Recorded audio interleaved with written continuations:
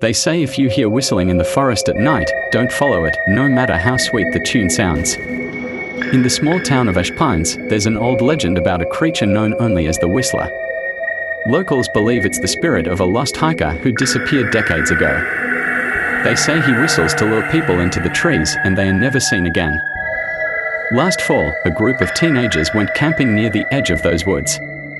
One night, as the fire died down, they heard it, a soft, cheerful whistle, drifting between the trees. One of them laughed, thinking it was just another camper playing a prank. He followed the sound, flashlight in hand, promising to be back in 5 minutes. He never returned.